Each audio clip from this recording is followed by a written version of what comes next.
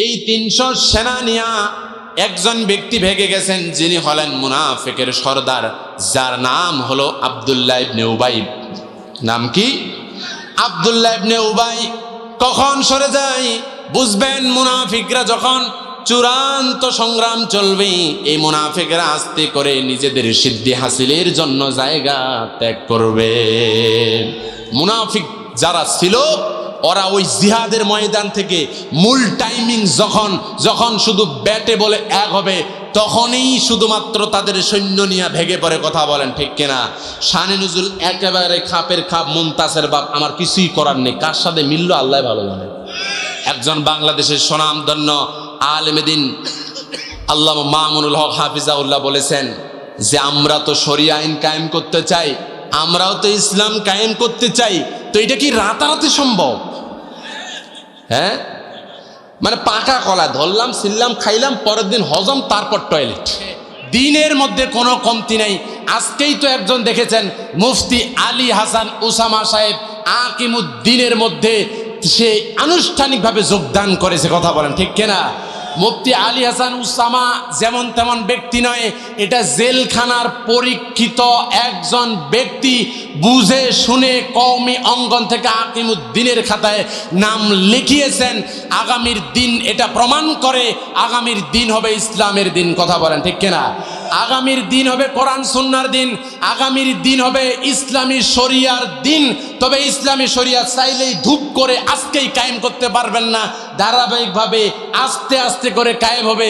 যে সমস্ত ভাইরা বুঝে না, আল্লাহ তাআলা তাদেরকে বুঝার তৌফিক দান করে দিক। মুসলমান, আজকে শুধু লাগে ক্ষমতা আব্দুল্লাহ ইবনে উবাইয়ের মতো, যে অমুক লাগবে, তমুক লাগবে, হেই লাগবে, সেই লাগবে। মামা, যদি তুমি ওই ক্ষেতের মধ্যে, ওই কান্দরের মধ্যে মেশিন ঘরে, গোয়াল ঘরে মশার কামড় খেয়ে যদি ঘুমাইতা, তাহলেই বুঝতে পারতা এক দাঁত যদি উঠে যাইতো, তাতেই যদি অবস্থা হয়, আমাদের মতো যদি জেলখানায় গিয়ে ফাঁসির মঞ্চে ঝুলতেন, তাহলে এরকম হইতো না। কথা বলো ঠিক কিনা মুসলমান? অতএব জিহাদের ময়দান এমনি তৈরি হয় নাই। আজকে ইসলামপন্থীদের পক্ষে এমনি স্লোগান উঠে নাই, তুমি যারা তোমাকে অটোমেটিক মানুষ প্রত্যাখ্যান করবে। কথা বলো ঠিক কিনা? একটা সময় আইসা গেছে ওহে মুসলমান, রাষ্ট্রীয় মসনদে নিতে হবে যে কোরআন। একটা সুযোগ আইসা গেছে ওহে মুসলমান, রাষ্ট্রীয় মসনদে নিতে হবে যে কোরআন।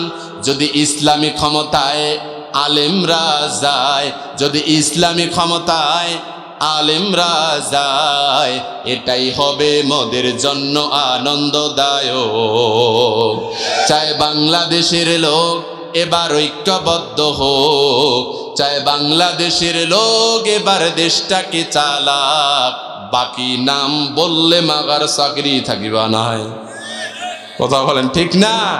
প্রিয় ভাইরা আমার, এই দিন ইসলাম কায়েমের জন্য আল্লাহ তাআলার বিধান, কোনো সন্দেহ নাই।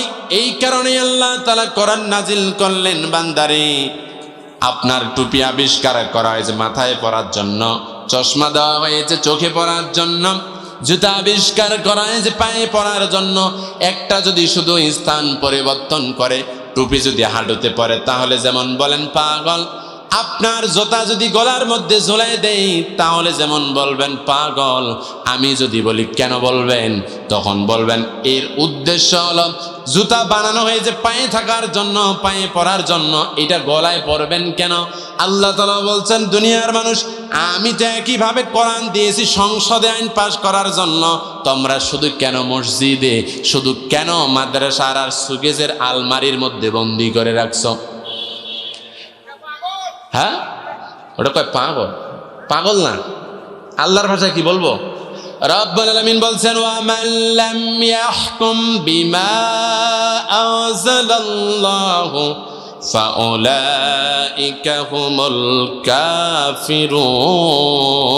কাফিরুন।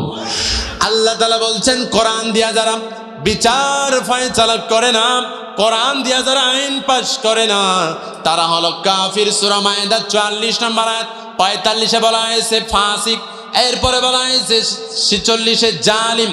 কোরআন দিয়া যারা বিচার ফয়সালা করে না, আইন পাশ করে না, তারা জালিম, তারা ফাসিক, তারা কাফের। কথাকার জোরে বলি কথা কার?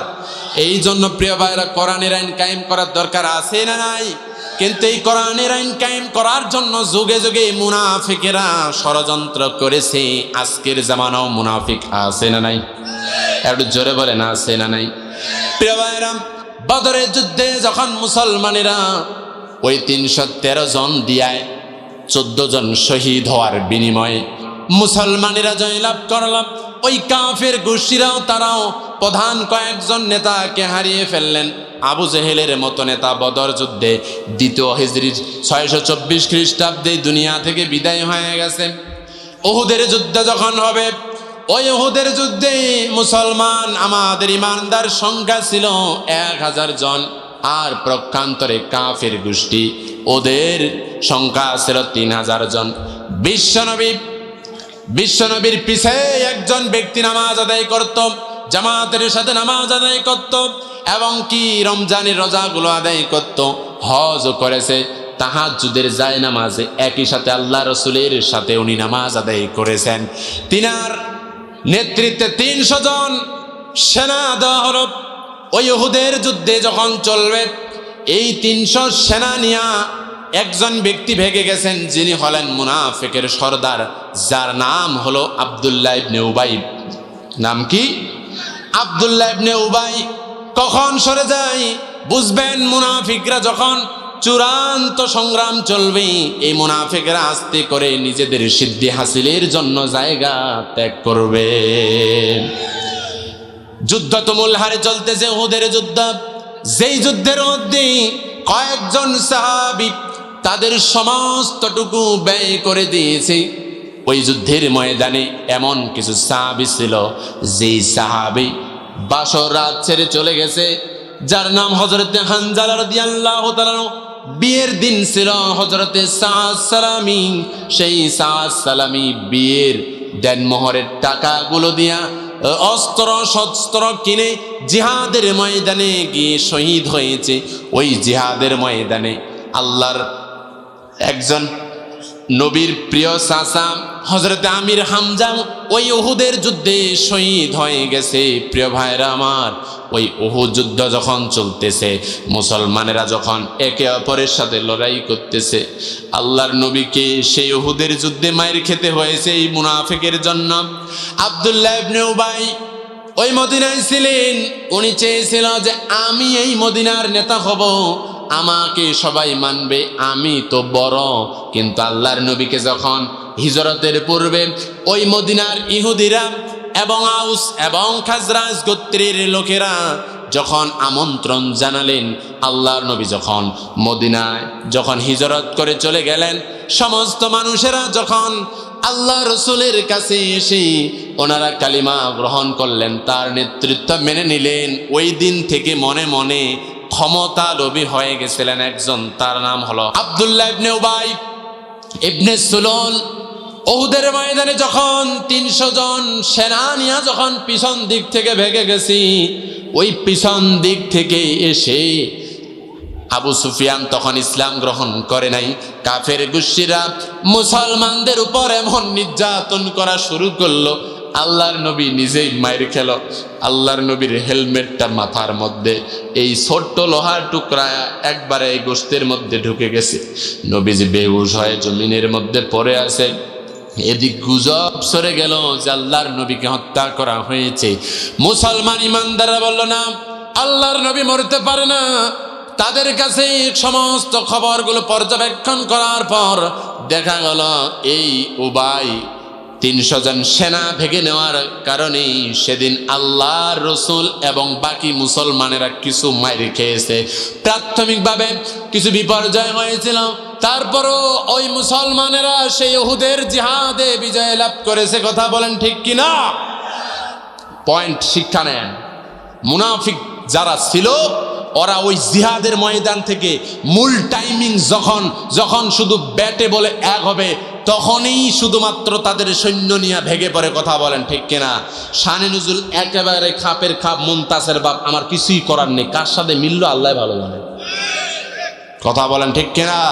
মুসলমান আজকে শুধু লাগে ক্ষমতা আব্দুল্লাহ ইবনে উবাইয়ের মতো, যে অমুক লাগবে, তমুক লাগবে, হেই লাগবে, সেই লাগবে। মামা, যদি তুমি ওই ক্ষেতের মধ্যে, ওই কান্দরের মধ্যে মেশিন ঘরে, গোয়াল ঘরে মশার কামড় খেয়ে যদি ঘুমাইতা, তাহলেই বুঝতে পারতা এক দাঁত যদি উঠে যাইতো, তাতেই যদি অবস্থা হয়, আমাদের মতো যদি জেলখানায় গিয়ে ফাঁসির মঞ্চে ঝুলতেন, তাহলে এরকম হইতো না। কথা বলো ঠিক কিনা মুসলমান?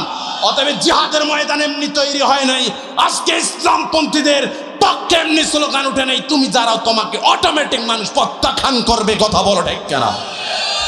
কথা বলেন। উল্টা অজুহাত দেন, এই অজুহাতের টাইম নেই। বাংলার মানুষ কি বুঝে না? কেউ জোর বুঝে না? বাংলার মানুষ বুঝে। আজকে যেমন একজন বাংলাদেশের স্বনামধন্য আলেমে দ্বীন আল্লামা মামুনুল হক হাফিজাউল্লাহ বলেছেন যে আমরা তো শরিয়া আইন কায়েম করতে চাই, আমরাও তো ইসলাম কায়েম করতে চাই, তো এটা কি রাতারাতি সম্ভব? হ্যাঁ, মানে পাকা কলা ধরলাম, ছিললাম, খাইলাম, পরের দিন হজম, তারপর টয়লেট, এটা কি এমন বিষয়? জোরে বলি এমন বিষয়? প্রাণীর প্রিয় ভাইরা, এমন বিষয় নয়। শরিয়া আইন ধাপে ধাপে আপনাকে আগাতে হবে। আপনি এই প্রশাসন দিয়া, এইগুলো দিয়া আপনি শরিয়া আইন কায়েম করবেন, আপনাকে ধাপে ধাপে এগুলো সংস্কার করা লাগবে। কথা বলো ঠিক কিনা মুসলমান?